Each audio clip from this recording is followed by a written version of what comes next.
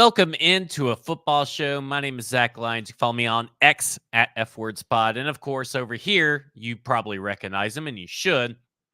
The number two sports radio slash podcast show. One half of it, you and Owen, unofficial Titans podcast, part of the Sobros Network. Stony Keeley. You can follow him on X at Stony Keeley. Stony, congratulations. Well, thank you. Thank you very much. Silver medal, I will take it to everybody that voted for us in the Nashville Scene's Best of Nashville Awards. Means a lot, man. Our show, I love it. I love doing it. Owen and I have a lot of fun with it, but I don't think of myself like I feel like Football and Other F Words is a smarter show than Unofficial Titans podcast. I feel like what the Hot Read does with Easton and JT, Easton has more access to the team, and I'm just a guy that watches tape, that does the film study and loves this team and just transparently shares what I think, what I see, and shares my work with the internet. And for so many people to show up and support us in that way, it meant a lot, man. It caught me off guard. I'm kind of floored by the support. So thank you for the kind words and for letting me mention it here on a football show today. Also, I don't know if you saw this, but Sinkers Beverages takes home another Best Liquor Store award in the Best There of you Nashville. go. I was going to get into it. Our sponsor, Sinkers Beverages, the Kingston Group, another award for the mantle for Sinkers Beverages. If you haven't been to Sinkers Beverages, what are you waiting for? And there's extra incentive for you to go. If you're a football show listener, if you're a Football and Other F Words listener, if you just love 440 Sports, they have pulled back the special reserve that me, Braden, Tim Dodge, Joe, and many others went to go pick. Many of our listeners went to go pick Wild Turkey, special reserve, special barrel. You can only get it at Sinkers. And they pulled back specials just for you guys, bottles just for you guys. Before they go on the shelves, you go get them first. You go into that store, you go into Sinkers, you tell them, hey, buddy. Hey, pal. I listen to 440 Sports. I listen to Football and Other F Words. I listen to a football show. And I am told that behind that counter, you got some fucking liquor for me. So head over to Sinkers Beverages, another award winning, the all-time, I think they're the all-time award-winning liquor store in the Nashville scene. I'm making that up, but let's just sounds right to me. Yeah. And just to be clear, well, just be sure to tell them that you watch 440 Sports and you heard about this. Don't just be walking into liquor stores asking them to see what's behind the counter. Right. Got some weirdo taking pictures out here in our the road, not of us, but of other things. But I was about to say that's the price of being a celebrity in this market. I guess so. And of course, Kingston Group, BuildKG.com are wonderful sponsors. They sponsor this next segment, which is building a win as the Titans head to London. But before we do that, Stony, stackinginbox.com, you write with me over there, producing some content. You produce some great work. Your 2024 draft notebook is filling up already with some breakdowns of certain players and everything. But I want to know, where can people go and turn in their college applications for Stony University, the number one fictional scouting university of Titans Twitter? Listen, it's just a DM. Just DM me on X. Like that's fine. So I tell people all the time. They say like they've got an idea, and I'm like, send it to me. Send it to you. Hey, still, I know you're efforting, but I want everybody to know right now. And I meant to say it on Football and Other Football and Other F Words After Dark last night. Jacob Cowing, put it on your radar. Just I know on your radar, and he's on yours. I know, but I want the world to know that when everybody's talking about Jacob Cowing heading into the draft and all this stuff, this guy said it first. You put it out there first. Yeah, I don't think people know how difficult it is to find all 22 footage to really study a player. And receiver and cornerback, I mean, it's virtually impossible to scout players from like the broadcast footage or something of that nature. Like you really got to get the all 22. And I'm having a hard time getting my hands on some of that Arizona offense, all 22. There's like a seedy underbelly of like tape swaps all across the internet that you have to get into. And it's, kind of like Prohibition era moonshine acquisition or something like that. So I'm still efforting it, but we'll see how it goes. We'll see how my luck turns. But let me just say, shades of Jaden Reed, but a little bit better Jaden Reed. Ooh, I color me intrigued. I like him. I like him a lot. But let's talk about Building a Win, sponsored by, again, the Kingston Group, locally owned and operated in Nashville, Tennessee. But all you got to do, give them a call, let them come out and give you an estimate, tell you what you need to do for whatever home repair, remodeling, anything that you have that you need. Kingston Group, buildkg.com. But they build great houses. The Titans need to build a great win. And it is a home game, technically. So maybe this swings momentum in the favor of the Tennessee Titans. And right now, the Tennessee Titans have decided to spice up their practices this week. According to paulkarski.com, or Paul Karski on X, he says Mike Vrabel has spiced up practices with some coach involvement this week, which has gotten Titans players going. Wednesday, there were some races. Thursday, some one-on-ones. Luke Stocker, the tight end assistant, sold out, diving to pull in a fade from Pat O'Hara with Chris Harris, I guess, in coverage. So they are trying some new things to liven up or get this team in a better headspace. And they desperately need it because it really seems like the Tennessee Titans have checked out. We had an honest conversation, me and Mike did, just between friends, publicly, on Football and Other Efforts last night. You were there in the comments. You can subscribe to the 440 Sports YouTube page, turn on notifications. Boom, you'll know when everything is, even if we're late, even if it's an unscheduled time, you'll know because you've turned on notifications. Yeah. So we had an honest conversation last night, and we talked about John Robinson. We talked about Mike Vrabel specifically, in the sense that it's kind of felt like this team has not been your typical Mike Vrabel team. So how important do you think a week like this is for the team? Because they have incredibly, with great short sight, like I mean, there's just short-sighted effort to leave on Friday for London, which the game is on Sunday really early. So not giving your time a lot, your body to adjust. They've not looked like a team that has been properly motivated and prepared week in and week out, though we can expect or assume that Mike Vrabel has his team prepared. They just seem to be lollygagging. So how important is this week of practice to get everything right? And it seems almost like an insurmountable task to do it on a week like this week. Yeah, I would agree with you. I think it is of paramount importance because that gritty, tough demeanor, that focus, that attitude, that want to drag you down into a knife fight in the mud mentality has kind of been the hallmark of these Mike Vrabel Tennessee Titans during his tenure with this team so far. And I think that was the one thing that it might have been after the Saints game that I sent you a text and asked you, is like, what does this team have as its bedrock, as its foundation, if it doesn't have that? And I think you start to see some of the potential impact of that in this game against the Colts, where, like you said, it kind of felt like there were some lapses in concentration, in effort, in motivation. And so if you start heading down that path, I feel like it's a slippery slope that if you don't correct this and get your mind right and your ass tight, then who knows what this team could become on the other side of this bye week.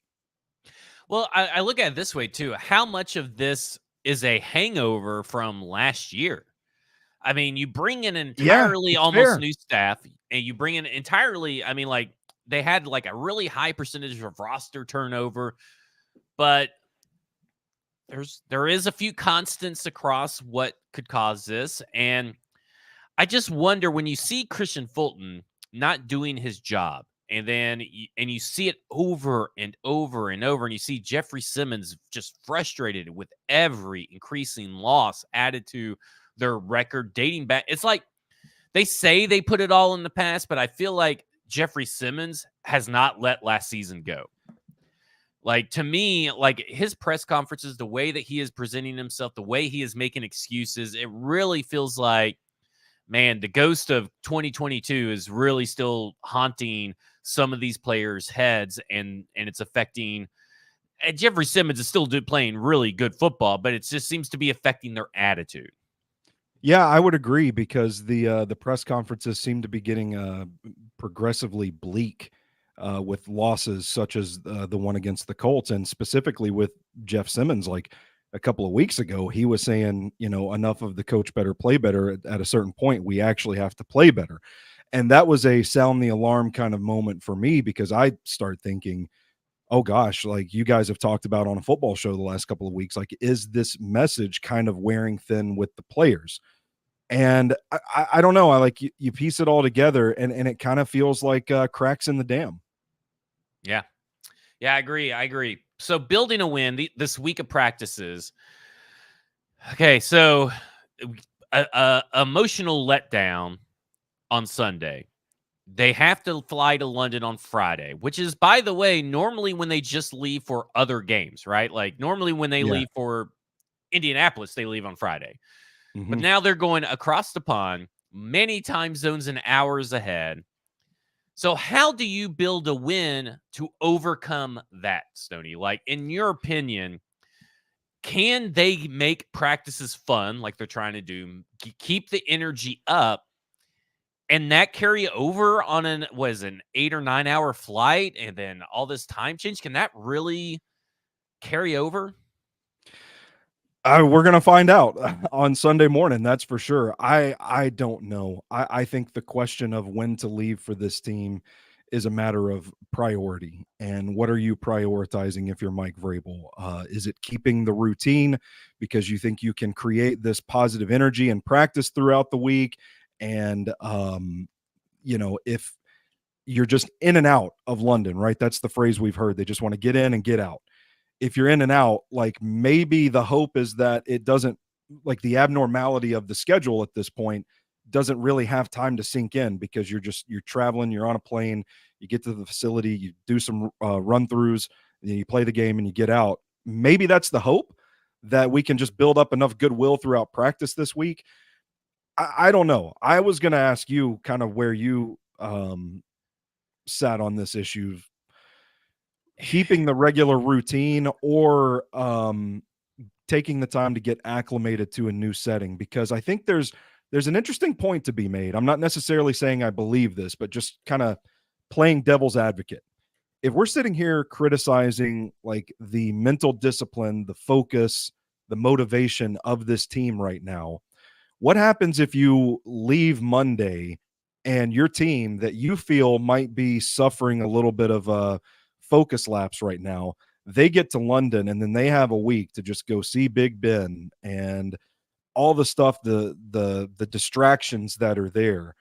Maybe the thinking is like, I don't want to risk that for a team that's already kind of iffy on that front. What do you think about that? I think that's a good counterpoint to the argument. I don't know if I necessarily believe it, but I think that's probably the best. It's the best excuse I've really heard Yeah. out of anybody's mouth, or the best possible reason behind it. The thing is, for me, is that I look at it and I'm thinking, why can't you carry over your routine in London? Is it what is so specific about it in Tennessee that you can't carry it over in London? So, and I get it, but also probably this team does need to let off a little steam elsewhere, and all that. But it would maybe be good for the soul for them to see some of these attractions or something. I will Yeah. say this: the Bills announcers, when I was driving back from Memphis, I listened to the entire London game, Bills versus Jaguars, and nothing went right for the Bills, and everything went right for the Jaguars. And even Goodell said, we did this experiment to see if there would be a competitive advantage. And clearly, I don't think he needed to do this to figure out there would be a competitive advantage. But the Bills could have gone earlier, but they didn't. And they went Yeah. about the same time the Tennessee Titans did, and they were sluggish. Their body hadn't adjusted, and they suffered a lot of injuries. That is the thing that worries me. The Tennessee Titans, knock on wood, have had their injury bug turn around, like the cyclical nature of the NFL. But you go into where your body is just not getting proper rest, not getting the proper anything that it needs because of the adjustment to the new time zone, then you look at it and you go, well, how is that going to affect their ability to stay healthy in this game? How's all of this going to tie in together? And I just don't see And I'm this at the end when we do our score predictions, I'll of course look like an idiot because we're gonna talk bad about the Tennessee Titans, and I'm gonna say Tennessee Titans are gonna somehow win, and because that's what they do. It's a home game, but I also just feel like the Tennessee Titans are probably gonna win because Mike Vrabel's gonna work some stupid ass magic and do something. I don't know, but they've really just put them. They could have easily avoided creating a disadvantage for them, and that's ultimately where I land on this whole thing. Is that this could have easily been avoided, and you could have had a same kind of advantage, or at least no disadvantage. Yeah, and we'll get into the matchup, but I think this is a box among many other boxes that you check in favor of the Ravens going into Sunday's game. I don't like the decision, and I think there's an important distinction to make here too with the Bills. This isn't just us speculating based off of what we've heard from announcers and analysts alike. I don't remember which player, but there were a couple of players that came out this week in the media and said, like, yeah, it was kind of hard to shake the jet lag and get performing well out there. And so that is the deciding factor for me when I look at this, and I think it's just not a good. I just don't think it's a good decision.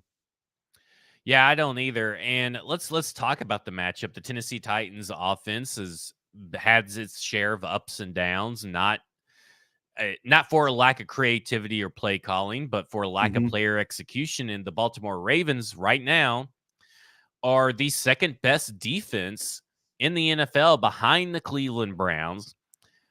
Where where is the advantage for this Tennessee Titans team against a number 2 or number 4 rush defense, it looks like, and a number 2 pass defense? Like, where is this advantage going to come from for that Tennessee? What's the matchup they can exploit? Well, first of all, I must have got a text message or something. I apologize. My camera's zoomed out now, so it looks like you're talking to a baby. But to answer your question, I think if Kenneth is watching, I hope Kenneth covers his eyes or his ears or whatever, because I'm going to bring up Tyjae Spears again. He called him overrated on X. Oh I think no. I think Tyjae Spears could be an X factor in this game. Watching the Steelers game back, things kind of changed for Pittsburgh once they stopped trying to run up the middle against that Baltimore defensive front, a front that kind of, they like to just rush forward, and they have some horses that they can get to the quarterback and impact the passer with just four guys. They like to mix in some linebacker blitzes, some defensive back blitzes, sometimes both. There was a really effective blitz they had where Patrick Queen comes up to the line and then drops. But then there are other times when he comes up to the line and then he rushes, and they send Millette, the safety cornerback slot corner. I can't remember which position he plays, but they would send him as well. And Kenny Pickett just didn't have a chance. So the adjustment, they started swinging Jalen Warren out to the side and to get him in space.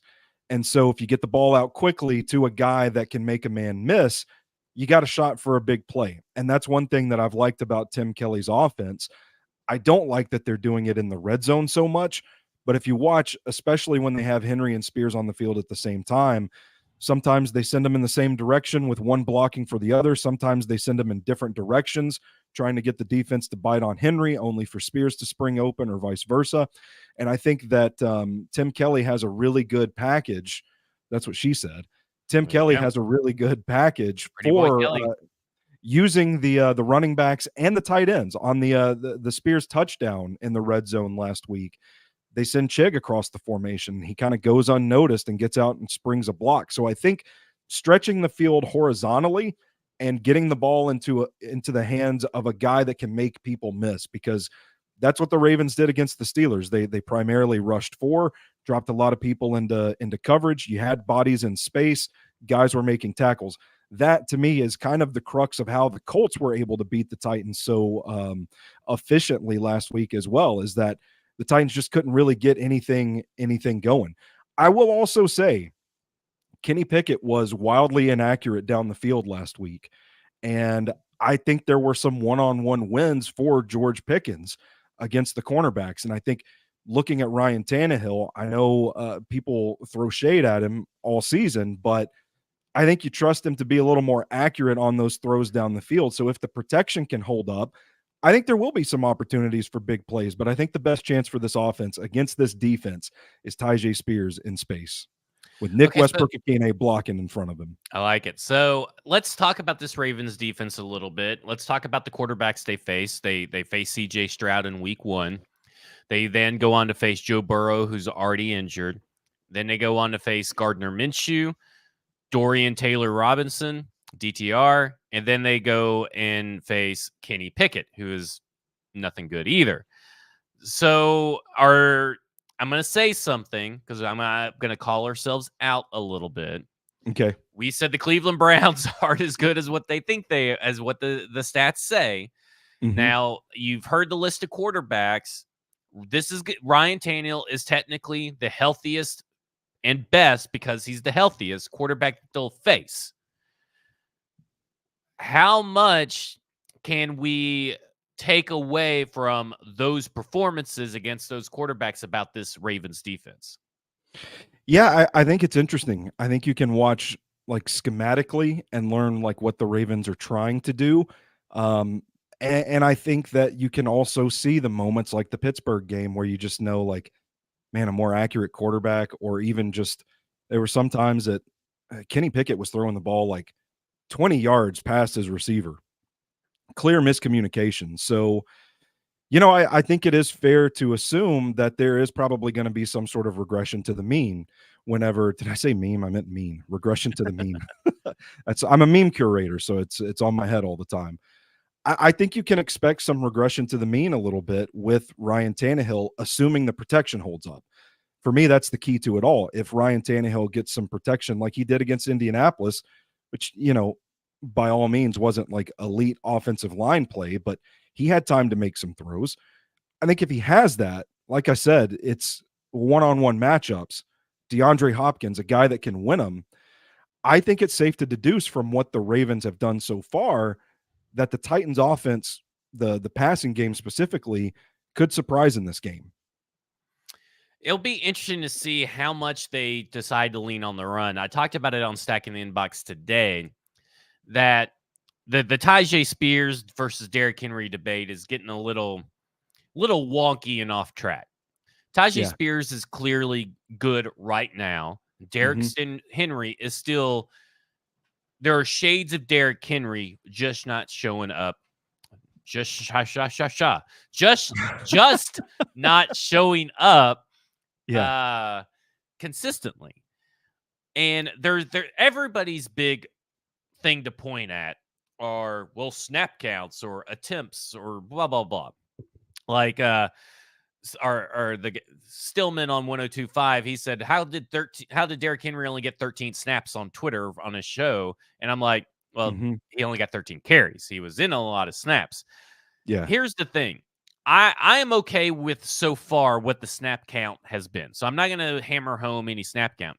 But when Tyjae Spears is on the field, I want to see more Tyjae Spears touches, which has nothing to do with Derrick Henry getting 20 touches during his snaps, right? Whatever carries you want to give Derrick Henry on his snaps, get them. Because they only have shared like 5 or 6 snaps, I think, on the year, I feel like. I think everybody thinks it's more, but it's only been like 2 or 3, maybe 2 or once a game. So Tyjae Spears has seen time. So I'm with you. If you want to stretch the field out horizontal, which is where Derrick Henry, in my opinion, needs to be going anyway. The Ravens have historically stuffed him up the middle. Yeah. I want to see them going outside. I don't want to see Tyjae Spears get more carries or anything. I want to, than Derrick Henry. I want to see Tyjae Spears be utilized on the higher snap count that he has been getting, or the close to Derrick Henry, when he's on the field. And he's on the field a lot for pass blocking. Like we told everybody that is the one big thing that we think Tyjae Spears is underrated at, is pass blocking. And in year 1, he's probably, outside of Peter Skoronski, maybe their best pass blocker. Yeah, I was actually going to say, if you didn't bring it up, I was like, part of the reason they're not throwing him passes or handing the ball off is because they need bodies blocking, and he's a pretty good pass protector. Yep. Hayden Fiedler brings up a point, and we could talk about Kyle Phillips maybe getting more involved this year. He played 14 snaps, if I'm not or 14 receiving snaps, if I'm not mistaken, and only saw one target. I think that is more Hayden who says this is what he says. Sorry, I should have read it. I haven't seen many people commenting on the lack of targets for Phillips on Sunday. Do you have any idea why? I don't know if you're referencing Hayden the lack of talk about it or the lack of targets, but I can address both. I think the most people in the media understand that it's his first game back from injury, and he played a limited amount of snaps. It was the fourth most amount of snaps out of the wide receivers, so it's just 14. And I think that he's just getting back into the feel of things. I think that will uptick more as probably even this week. I think you'll see a lot of Kyle Phillips playing, but I think that it depends on what they want to do. The game plan for some teams is to stretch the field. I felt like that is what the Titans try to do on Sunday. I'm not an all 22 film watcher or anything, but it felt like there were times that Ryan Tannehill's looking deep first and looking deep and staring down long and trying to look for the deep shot to maybe try to open things up. And that could also hurt the viability of seeing Kyle Phillips get targets. But I think this week that you could still look for the deep shots, but I think getting Kyle Phillips involved, Tyjae Spears involved is much better for this team than trying to force feed Chris Moore 40 yards down the field. Yeah, and I would add Josh Wiley's name to that list of players too. Number one tight end, according to the I most heard unpopular popular opinion. I heard that. Tight end I think one. Kyle Phillips could be a useful addition if they can get an uptick in his production in this game, because you figure the Ravens are going to bring pressure. Watching the same offensive line that we've watched through 5 weeks so far, thinking they can get to the quarterback before the routes develop down the field, because you're right, you do see Tannehill looking deep quite a bit. And if he has time, he can hit those plays. But I think the Ravens are probably thinking, if we just send pressure, then we disrupt the timing of the throw. They're going to try and get it out quickly. When you are trying to get it out quickly, short area quickness is so important from a wide receiver, because you have to win right off the line of scrimmage. And I think Kyle Phillips is a guy that's shifty enough to win right off the line of scrimmage and win some of those matchups and kind of move the chains. Yeah, I agree. If trying to build a win, I think that Kyle Phillips, Tyjae Spears, all these guys that maybe we don't say their name enough or regularly, some for different circumstances, are the guys that you need to be looking for, because they'll try to cover DeAndre Hopkins, but DeAndre Hopkins will get his, but someone else has to step up. And I look at this defensive backs for the Baltimore Ravens, and they've had their fair share of injuries, but I feel like right now I don't like the matchup for NWI. I don't like the matchup for Chris Moore, who is a former Baltimore Ravens, by the way. Yeah. Um, Revenge game there. I like for a game of like this, I like Kyle Phillips, Tyjae Spears, Derrick Henry running on the outside.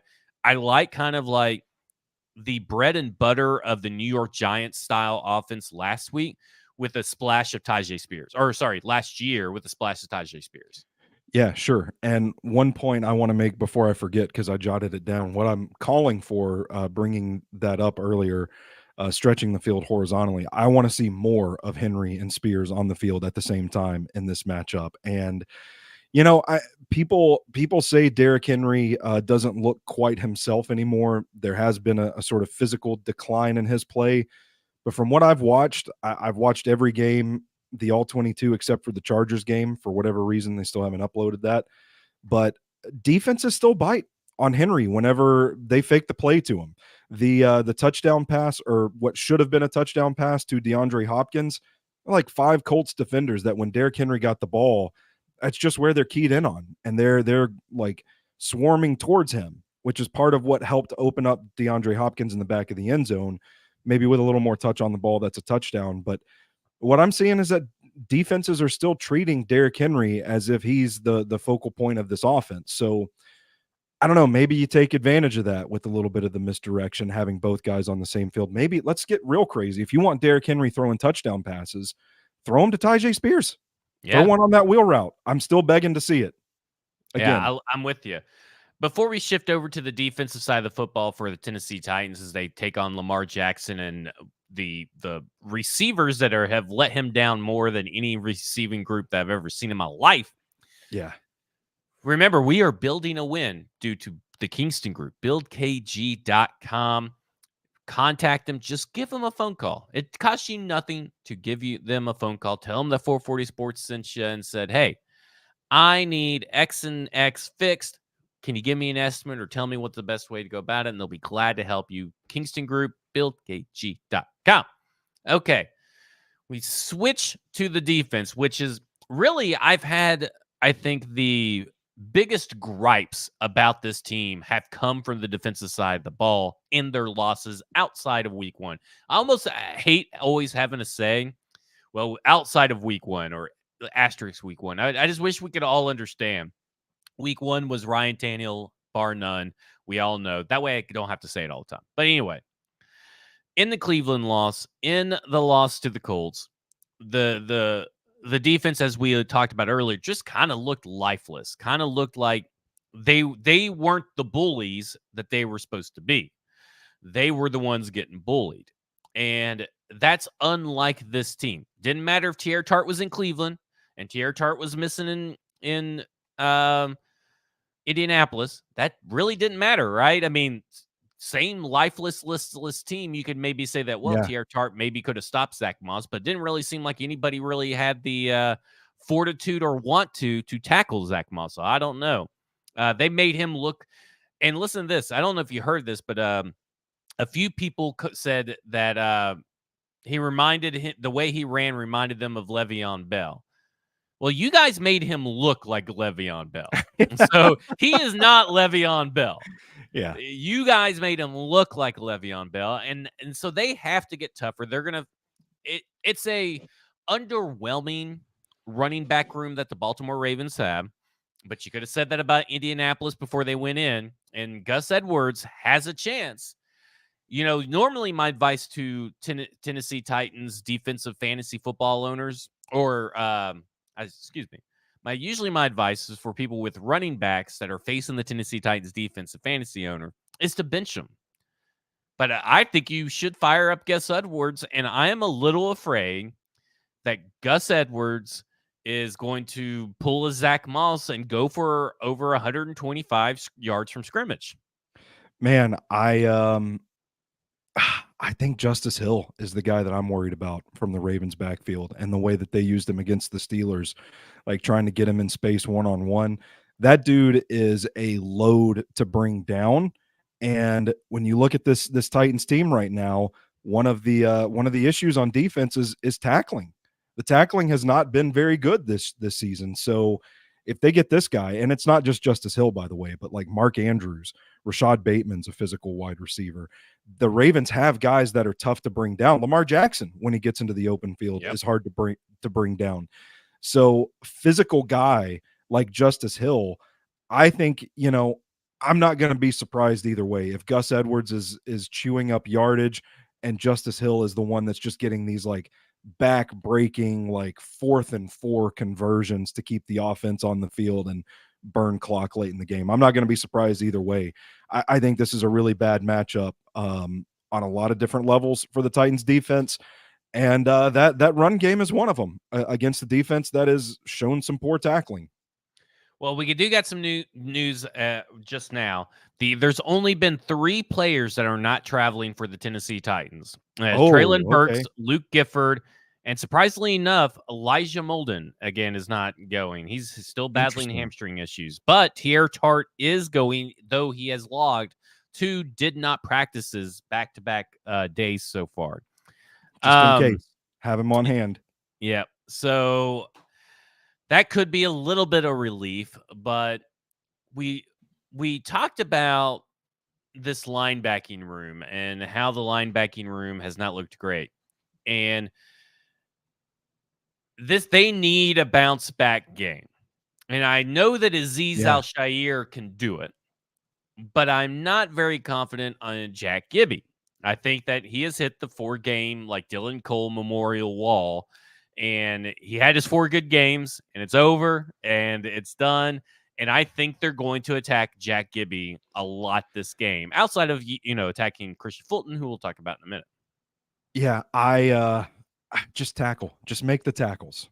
All right, let's not try and, sometimes I felt like he and Aziz both were like coming in so hot that they just, one slight move and they've lost the target completely. Just fundamentals, wrap up. Like I I worry about it. If they can make tackles, I think they'll be okay. But I think you're right. I think they're going to use some of these guys like Mark Andrews, a sure-handed tight end that's hard to bring down. If they can isolate him in one-on-one matchups, that's another box that you check for the Ravens. I, I don't know. I mean, what are your confidence levels like in the Titans linebackers being able to rise up to that challenge based off of what we've seen so far? I like I said, I'm very confident in Aziz Al-Shaair. I talked about it on Stacking the Inbox on today's Stacking the Inbox with the show. That him and David Long are not having that different of seasons at their respective new homes. Okay. And it because there has been the clip that got pulled of all David Long's highlights and everything, where basically the Red Sea has been parted, and someone of our ilk, you or I, could go in there and at least touch the running back without being touched by any of the offensive linemen on either side. So, like, he's got the same pressure percentage, the same sack percentage. They're pretty much been having the same kind of a year, and the difference has been the defensive lines for each guy. Now, that being said, I need to see Aziz step up this week. I need to see some of the previous games that we've seen from him. I think he knows he needs to step up. We don't need to hear any excuses. Like, I don't need to hear any kind of excuses from this team. And I don't want to hear any excuses from the Ravens. Like, here's the thing. I'm not going to buy into Christian Fulton being back if the Ravens do what they did, the Ravens wide receivers do what they did last week and just drop a bunch of passes. Yeah, that was Now, if they pretty drop passes, uncharacteristic. if they drop passes because he knocked the ball out, that's a little bit different, or if he forced an incompletion. But how much of a leash does Christian Fulton have in this game in particular? Do you think that he's going to be splitting time with someone else a little bit more than what he has? I wouldn't be surprised to see it. And I think this is another box that you check in favor of the Ravens in this matchup because they have guys in Odell Beckham Jr. and Nelson Aguilar that they take deep shots to. Zay Flowers, I think, could be an X factor in this game as well. They are going to take their shots down the field. And specifically, I noticed a big play to Aguilar last week that Lamar Jackson threw the back shoulder fade against a defensive back that had his back to the quarterback. And that was a killer for the Titans against the Browns. So, I'm just having like PTSD seeing that happening all over again on Sunday morning for Christian Fulton. I can't remember if it was you, if it was Braden, or if it was Mike. One of you guys had the take that Christian Fulton's looking to make the big play too many times instead of just kind of, holding his water. And I think if you do that against this offense, Lamar Jackson is going to make you pay. It's like Todd Monken comes in as offensive coordinator. He wants to get more Louisville Lamar out of Lamar Jackson. That's what we're seeing so far. He is throwing more deep passes this season so far. And I forget the metric, but it's his best deep throwing season yet for Lamar Jackson. Yeah. So I think it's bad news that if Christian Fulton doesn't really lock things up, I think we're going to see a timeshare out there with Fulton potentially being benched for the game. And do you think that means that you need to see Vildor out there? Because we've seen enough of Trey Avery. I feel like that poor guy, he just got picked on, and I don't know if this is a good matchup for him either. Or do you think that you put out Roger McCreary, because with no Elijah Molden, what are you going to do in that slot now? Man, I think Roger McCreary is going to be critical to the success of this defense this weekend because I think he's going to end up one-on-one with Zay Flowers quite a bit in this matchup, and if he can win that matchup, the way that they use Roger McCreary on defense is similar to how the Ravens use Zay Flowers on offense. And that's why I think those two are going to end up in a lot of one-on-one situations on Sunday morning. And honestly, man, I think you need him there. I think if you move him outside, you risk getting worse at 2 positions on defense. You mentioned Trey Avery. The thing about him, he's not the most talented guy, but I think you can trust him to at least do his job. I don't know Right. that he has the talent or the physical acumen to go one-on-one. Now, I mean, it's not like covering Tyreek Hill. The Ravens are going to take their shots to Beckham and to Aguilar, but it's not like they're their former selves either. So I would be okay with putting Avery out there. If Fulton doesn't, get his shit together, but I think Vildor is an option as well. And at that point, maybe you are like evaluating, like, hey, let's see what we have in this guy, because you do already know what you have in Trey Avery. But I don't think I'm moving McCreary outside, because I think they're going to need him to play a hell of a game on Sunday if they're going to have a chance. And you still have, like, Anthony Kendall that maybe you could put out there. There's still Right. other Yeah. players that you could put outside, or at least try outside, because we're very much team try some shit on this team.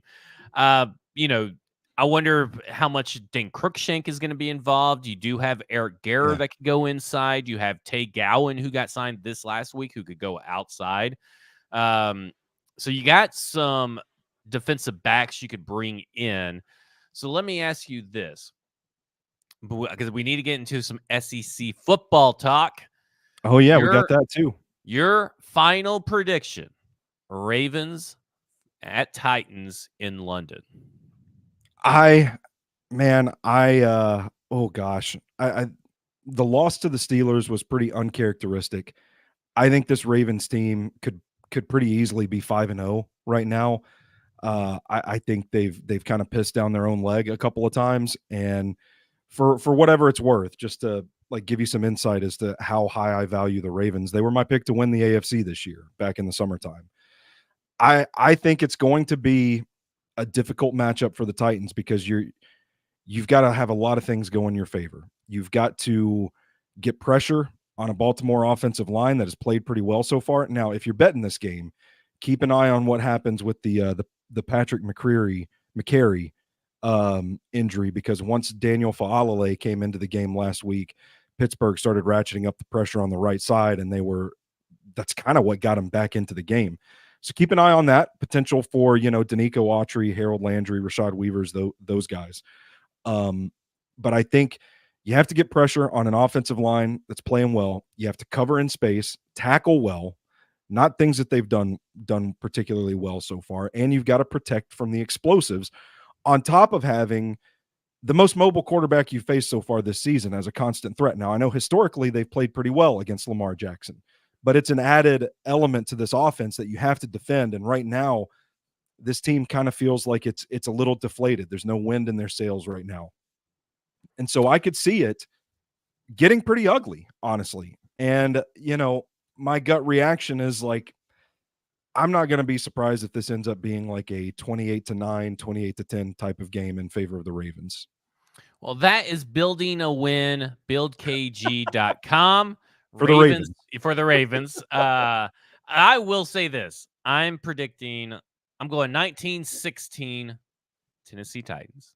Okay. Yeah. Well, that's the thing. Like, in this spot, historically, like, Mike Vrabel has his guys ready to go. Yep. And let me say this. The Baltimore Ravens are number 4 since the Titans have moved to Tennessee. Number 4 with the most 16-point wins.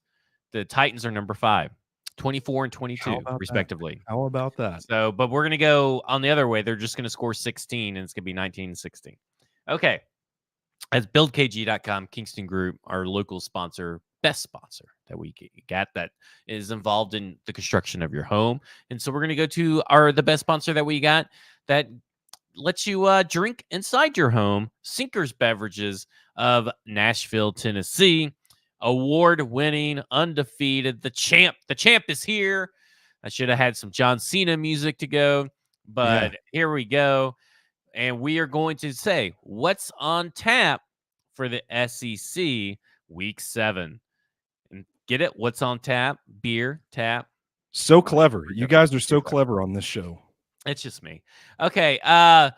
So let's start off. We got it looks like 6 games this weekend to talk about, and it's Yeah, all SEC on SEC and some interesting matchups. We have Georgia coming to Nashville to play Vanderbilt. Do you give Vandy any kind of chance to cover the spread? absolutely not, and I don't even know what the spread is. That's kind of where I'm at. Okay, we're gonna skip that one. Yeah. Let me say this about Georgia. Let me ask you this question: where do you rank on Georgia's beatability scale? Like they were pretty unstoppable last year. How beatable are they this year? I don't know because I feel like Kentucky is the first game we've seen them, like, really turn it on and put their foot on the gas. You guys have talked about it on this show throughout the season so far. It feels like they've been playing with their food a little bit. So it depends on which team shows up. If they're focused, I feel like they probably can be pretty unstoppable. Not that, the Kentucky Wildcats are some juggernaut this year, but it's a pretty good football team that they just throttled. And I think if that team shows up, yeah, but if there are like those lapses in focus where they're playing with their food a little bit, if they're not careful, they could get got. They almost got by Missouri last year. So, That's true. I don't know that they're invincible. I would not say that they have looked the best among the teams in college football season, but I think they are still capable of really flexing their muscle and bullying people around. All right. Arkansas comes into Alabama. They're heading to Tuscaloosa. Arkansas, I've been a little sad, a little disappointed in their play this Yeah. year. They did take LSU to the limit, and it was a fantastic game, but they fell short, and they continue to fall short in a lot of games.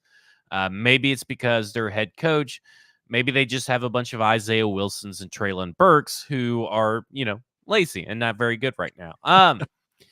But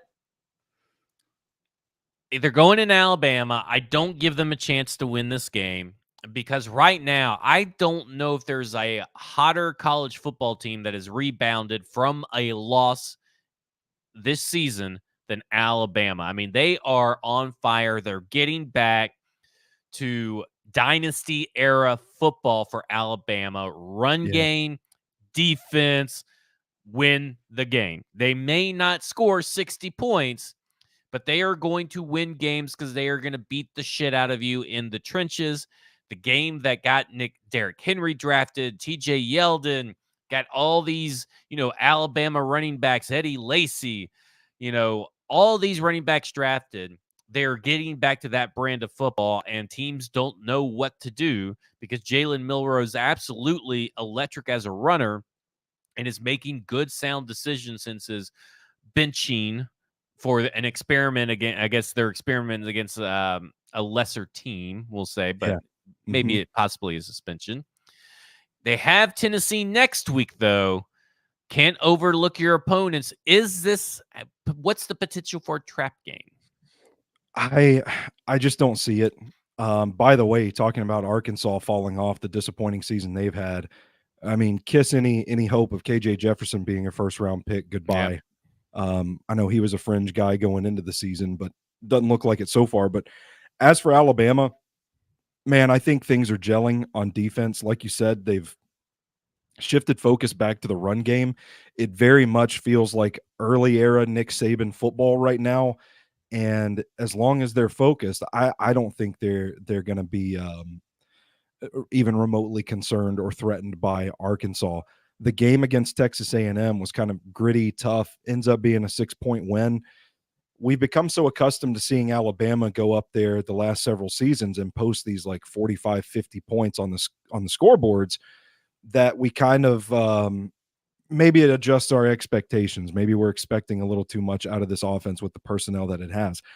I think this team is perfectly fine winning 6-point wars against tough teams right now. And the thing about Jalen Milroe that I like, they're not asking him to go out there. This is not an offense like we saw with Bryce Young, Tua, Jalen Hurts, even Mac Jones, where they have options at wide receiver and they're asking him like very intricately going through progressions, looking for specific looks and all that sort of stuff. What they're doing, it feels like they're running the ball, and when defenses pull extra defenders up to help in run support, well, then they're taking the shots down the field. And it's a more timing based thing than it is just like schematic. And I think that's where they can kill a defense. And it's a punishing unit on the other side of the ball. The defense is gelling. There's a lot of NFL talent on that side of the ball. A couple of potential first round picks there. I think the fact that this team is still not ranked inside the top 10 in the AP poll is bulletin board material. It is rat poison, as Nick Saban would call it. And I think this team's going to have a chip on its shoulder down the stretch. And it is not, to your point, like it is not a team I would want to be playing right now. They're going to beat you up. Kind of like we said with Mike Vrabel's Titans, like drag you down into a knife fight in the mud and just beat the tar out of you. Well, unranked Texas A&M is heading to Neyland Stadium in Knoxville for the 3:30 prime time, I guess you would say, SEC game of the week. The Texas A&M being unranked this late in the season has been one of the more pleasant surprises of the college football season.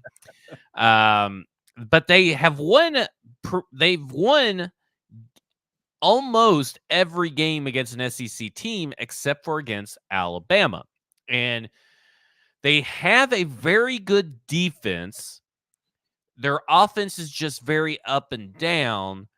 What I think this is like upset watch coming in. Like if I had to look at a game that was like a true upset watch, because I don't think Missouri and Kentucky is like a true upset. Like if Missouri were to beat Kentucky. I'm with you. But I do think that if Texas A&M coming into Tennessee, this is an upset watch because, again, next week is the third Saturday of October. It's Alabama versus Tennessee. So Tennessee's ranked 19th, Texas A&M. Where are you at on your upset watch? I think this is going to be a fascinating game because I think you're onto something here. I think this is a game that the Aggies can win. I like Tennessee's pass rush against a struggling A&M offensive line, and I like on the defensive side of the ball.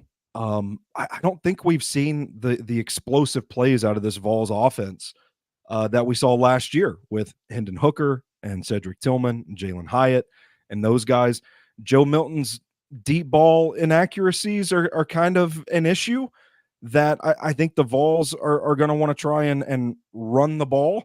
And as Eldon points out, like A&M beating UT is probably not actually an upset, but I like A&M in this spot because if they can kind of slow down the Vols run game, I think you've kind of gridlocked that offense. And I think the A&M defense is built in a way that they can do that. So I don't know. I still don't know about the outright win for Texas A&M, but last I saw it was a 3-point spread. And I think, I don't know. I think it's going to be a tight game. Okay. So let's say that Tennessee loses this game. Okay. Unranked. What are UT fans going to be like on Twitter or on X? Man, I don't know. I think I've pretty well curated my feed so that I don't see any more Vols Twitter because Vols Twitter or Vols X can be quite insufferable. But I don't know. I think are they going to start calling for Josh Heupel's head? Be interesting. That would be quite the turnaround, and not that all surprising from them.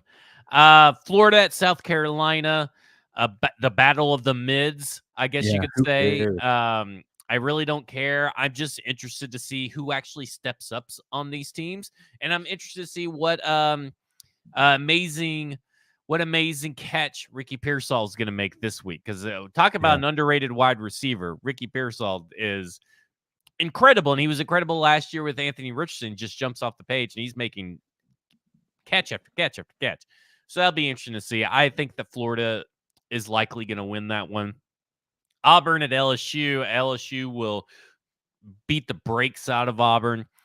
I think so too. The last really good game, and the last game anyway, is Missouri versus Kentucky, who I'm a big believer in what Missouri's building over there. I really like what we've seen, what they've done, even last week in a loss.